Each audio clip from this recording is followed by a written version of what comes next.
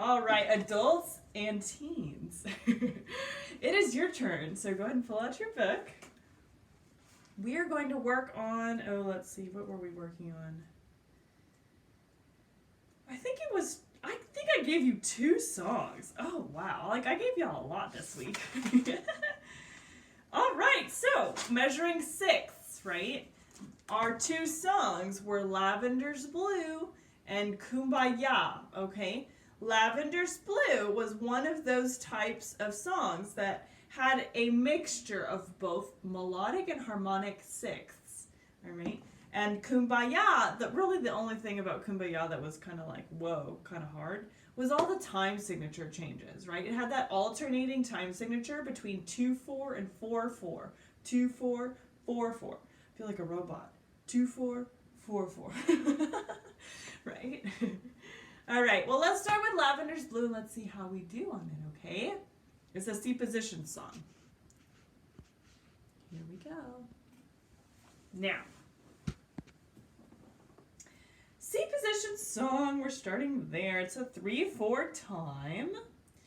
We are going to stretch out that pinky when we need to reach that A. All right, same thing with the thumb with our left hand, okay? We will begin shortly here. 1, 2, 3, ready, and play.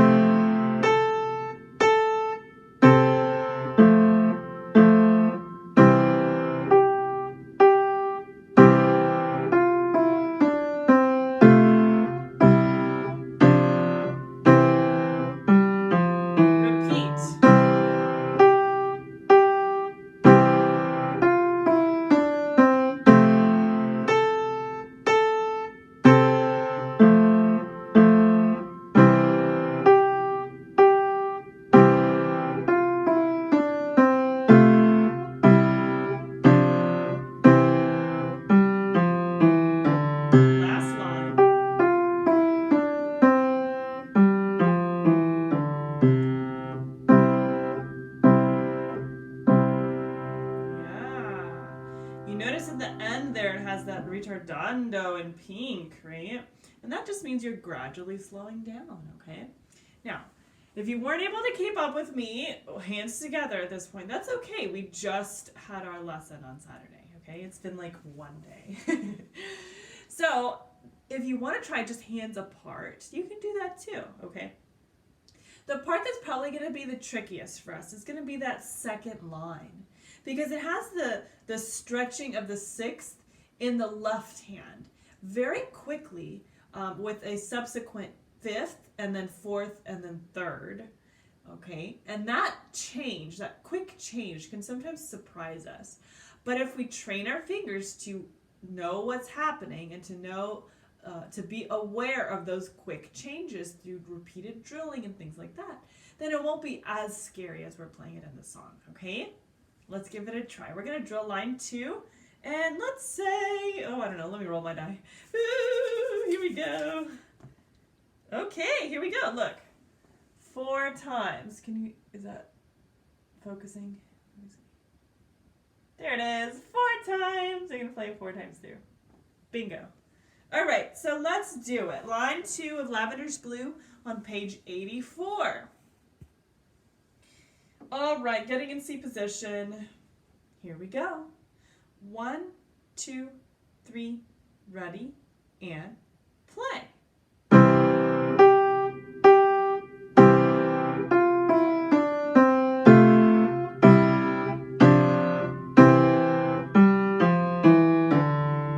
And there it is. That's the first time through. How are you feeling about that one? I could probably help out by saying a few chord names when we approach those. Like the intervals of the 6th, 5th, 4th, 3rd. I'll say those out loud so you know that they're coming, okay? Here we go. This is the second time through. 1, 2, 3, ready, and play.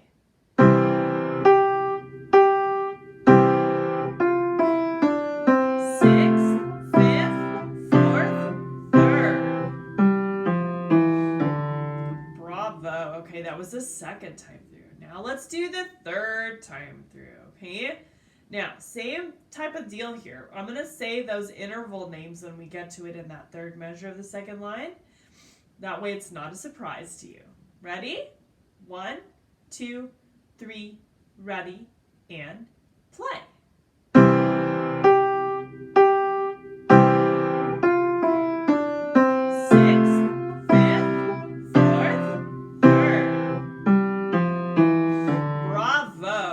So that is getting better. It's really getting better. Okay, now for this final time through, I'm going to say my right hand note names. Okay, because I don't think I've done that yet. And let's do that. Okay, final time through of line 2. This is our drill. Here we go. 1, 2, 3, ready, and play. C, G, G, F, E, G, C, F, E, G, C. And there it is. There's the final time. Nice work. Yeah, like it really helps when you put that time into working and drilling those tricky spots. It doesn't feel as hard after all of that time that you spend on it, right? The more you practice, the better you get. I know I say that like every single time, but that's the truth, right? The more you do it, the easier it gets and the better you feel about it too, okay? Even if it's like a little chunk. If you get like a little chunk of music, like just a couple measures, and you get it like solid, don't you feel so much better after that? I know I certainly do. Wonderful. Now let's sort of put the whole thing together of Lavender's Blue, okay? One time through from beginning to end with repeats. All right, and then we'll move on to our next song. Here we go. All right, so this is a C position song. Mezzo forte 3/4 time, and don't forget that ritardando at the end. We also have a big diminuendo. All right, so here we go. 1, 2, 3, ready, and play.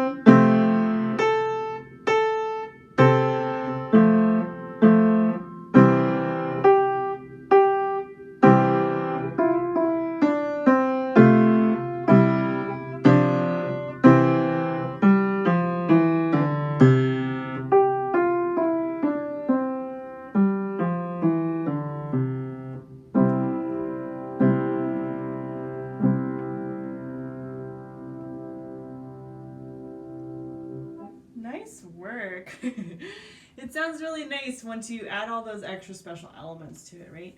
I even threw in that little pedal there at the end, so nice job. Let's move on to Kumbaya, okay? Now, Kumbaya on page 85. Remember, it's got all those really, really funky, weird time signature changes, right? But at least it follows a pattern, okay? It starts in 2/4, then it goes to 4/4, then 2/4, 4/4, 2/4, 4/4, and it alternates throughout the entire song, okay? That will help you because if you even want to count it in your head as you're playing, it's sort of like a visual reminder as you're reading your music how many beats are going to be there. It's just the top number of your time signature, okay? So if you're confused as to what you're supposed to count up to, the answer's right there in that time signature, okay? Now, this is a C position song, and there's really not a whole lot of left-hand notes that go along with it. It's just a review of the bottom notes of our bottom intervals, right? So we've got the interval of a third to begin with our 5 and 3. And then it goes up to an interval of a fourth, a 5 and a 2. Then back to a third. Same thing sort of happens on the second line. The interval of a third with a 5 and a 3, a C and E. And then the last interval of line 2 is a second with a G and an F. Nice. Line 3 is just like line 1. We've got a third,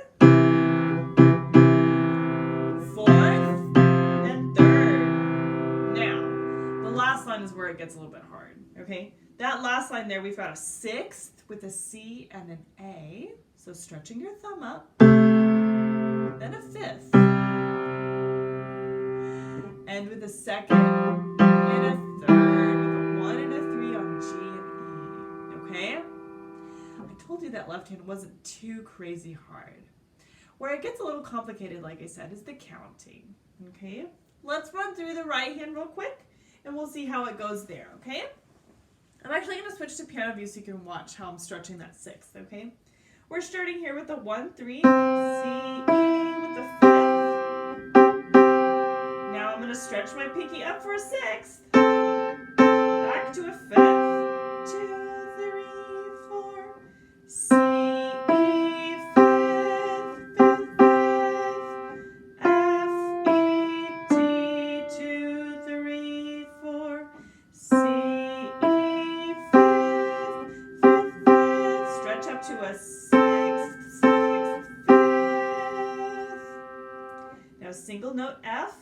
F2, E, C, 3, 4, D, D, C. Okay? Nice work. Now, with this, let's try it hands together now. I'm already in piano view, so let's play it through one time together. All right?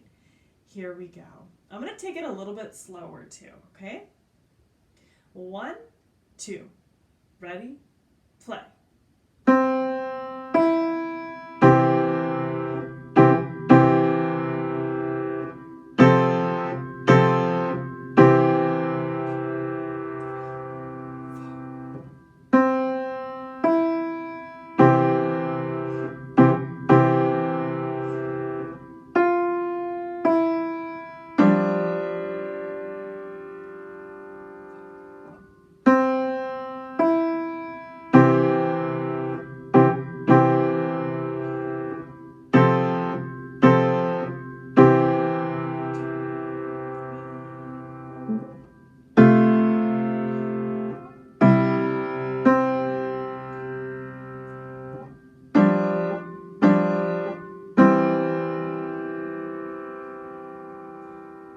Very nice. And then it repeats, doesn't it? Yes.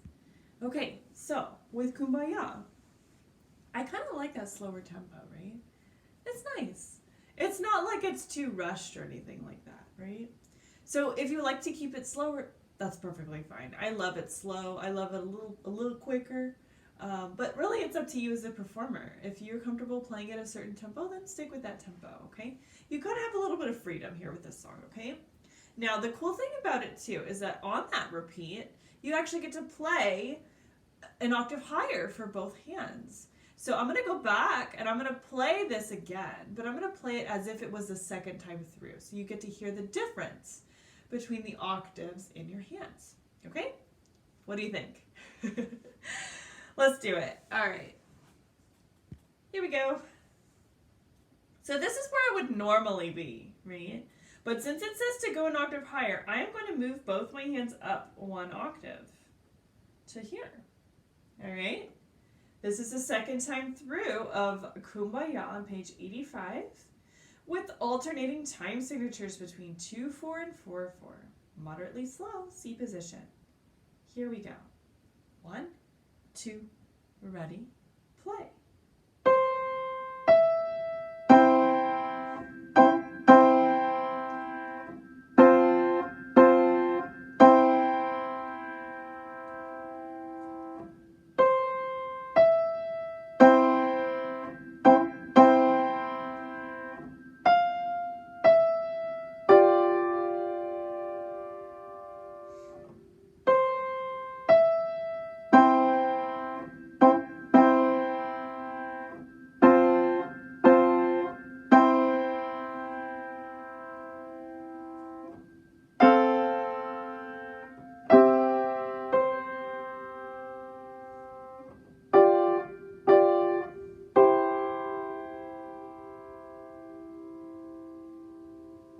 Really nice job, everybody. Yeah, it's quite amazing to see like what a little bit of practice does, right? Even just like what, the 15 to 20 minutes that we just did here today. it makes a huge difference. And multiply that times 4 or 5 times a week. Wow. Like, you'll be speeding through your music like crazy, okay? And you know that nobody's keeping you from practicing. You're an adult and you're a teen. You are old enough to understand that the piano takes a certain level of good practice ethic, right? You've got to be able to put the time into this investment that you're making in yourself, right? And if you feel like the piano is helping you feel like better about yourself and more confident in your skills and ability to learn something new, that can help transfer to so many different things, right? I mean, try other things like public speaking. I know that's a big one for me, considering I'm speaking on the internet with you. But yeah, it really, piano and all the skills that you learn here, and grit and determination and all of those types of things, that's a good thing to have, right? That's a good thing to practice. So keep it up. You're doing wonderfully. I'm with you in the private group anytime you need help. So ask questions. There are no dumb questions. You ask whatever you need, and I will do my best to answer them for you, okay? That is it for you guys too, okay? Now, quick reminder, I'm on Patreon. Woohoo! If you haven't joined Patreon, you're missing out. I love Patreon, and I'm going to be doing more and more things on Patreon because I feel that Patreon is a bit more of a secure community building platform that's a little bit more forgiving than others, okay? So consider joining. I introduced a new tier, I think yesterday, at $3 a month, okay? This is the absolute lowest tier that I offer, and that Patreon actually lets you offer. So if $5 a month is too much, if the cost of a Frappuccino is too much every month, try the cost of a regular coffee, right? So instead of regular coffee from Starbucks, perhaps brew one at home, and then you pay for piano. And that helps me, right? It helps me bring you these live streams every single week, multiple times a week. Can you imagine? All right, well, I appreciate all the things that you guys are doing for me here. Go ahead and like and share this video, subscribe on YouTube, and I will see you guys very soon, okay? Have a lovely week. Bye, guys.